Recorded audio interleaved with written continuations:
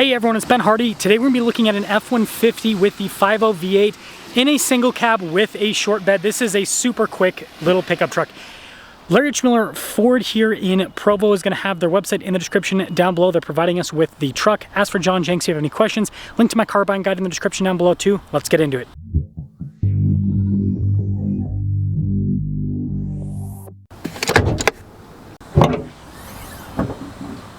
Under the hood, we have a naturally aspirated 5-liter V8 that goes through a 10-speed. It puts out 400 horsepower and then 410 pound-feet of torque. Fuel economy 16 around town, 24 on the highway.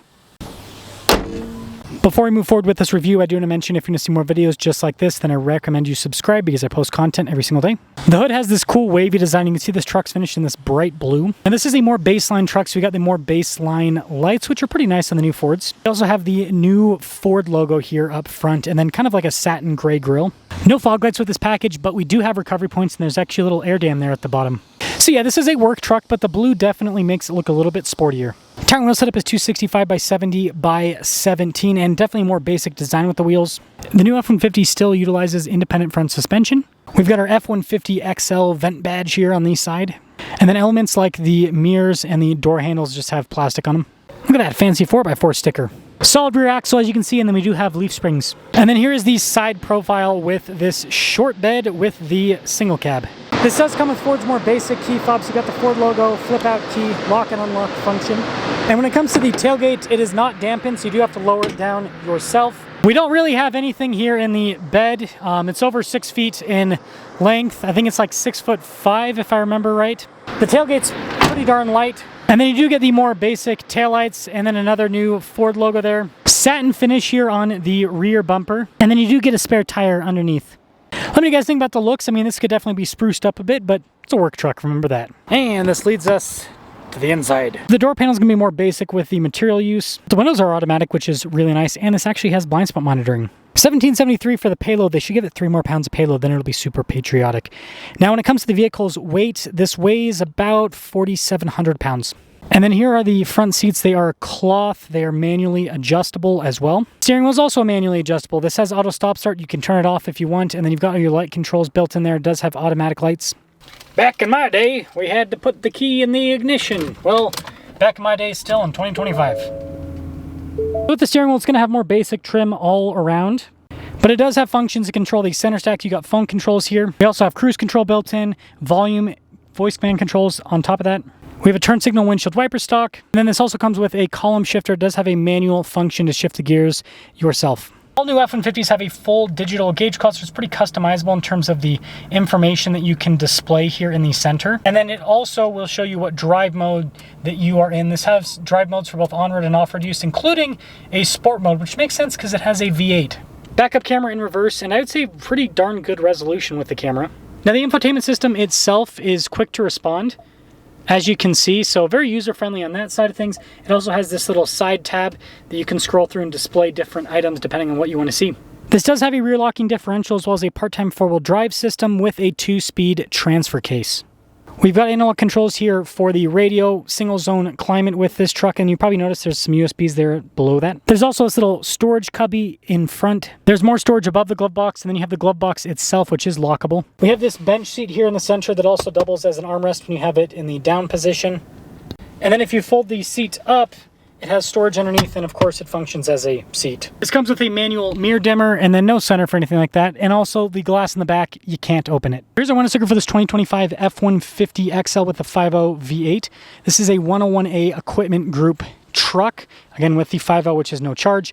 $45,820 is the total MSRP. Let's see how this 5.0 performs.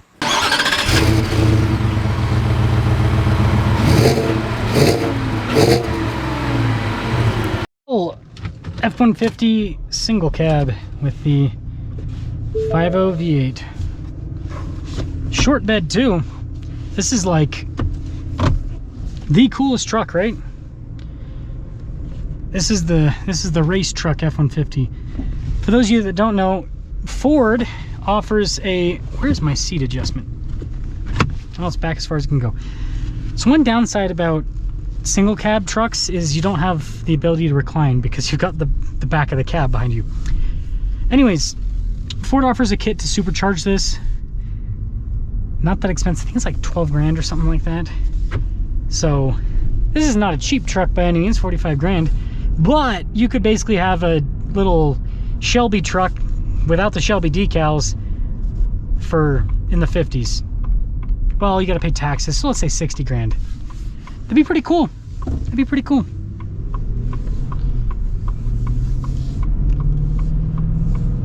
I will say the 5.0 V8's a cool engine. V8s that are naturally aspirated have this nice linear kind of power band where it's got a good low end punch, like it's very responsive on the low end, and then it just keeps building power throughout the power band. And I think it leads to a really fun driving experience. Because you just feel like it's like a roller coaster. It's like, I guess maybe roller coaster's not the best. But it's kind of like as you're going up before you go down, and then going down is like when you're like when you're like right at red line, and then super fast. I don't know. And this is pretty comfortable, actually. The new F-150s have very comfortable suspension. Now this has a shorter wheelbase because it's just a small truck. So that means when you hit one bump, you're gonna hit it with the rear axle not too long after. So it's not as comfortable as a long bed. It's not as comfortable as a crew cab F-150, which is what most people buy. But for a little work pickup truck, it's actually very comfortable. And that is something to say about modern work trucks versus old work trucks. There are definitely some valid complaints about reliability with the modern work trucks, but the comfort is so much better with these modern trucks versus the old ones. Like, you guys can hear me talk, for example.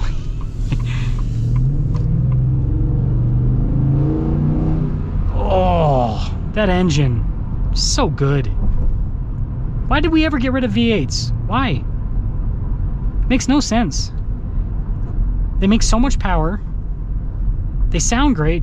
And yeah, I understand the emissions on them, but I mean, these new turbo cars, I've been testing them out for years now. They get worse fuel economy than the V8s a lot of the time.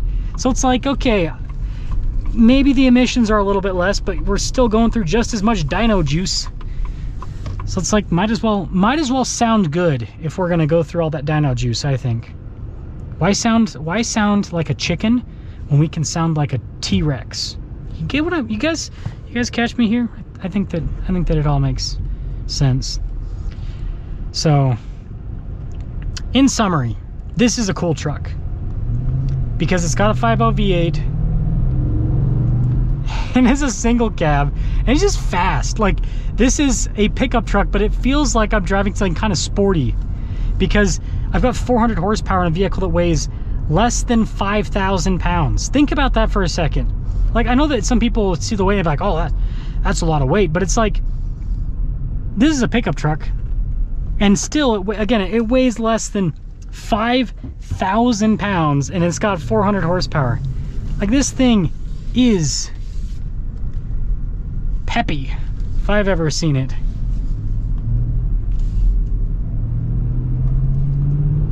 Yeah, it sounds good too. So, let me guys think. I still think that someone should buy one of these and supercharge it, and just like nothing else.